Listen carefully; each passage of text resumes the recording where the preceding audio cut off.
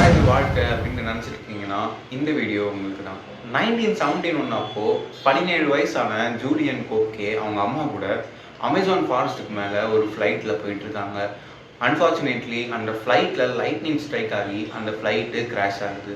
Flight crash ஆகி கீழே இருக்க அமேசான் ஃபாரஸ்ட்டில் ஏதோ ஒரு மரத்துக்கு மேலே போயிட்டு மோதிருக்கு.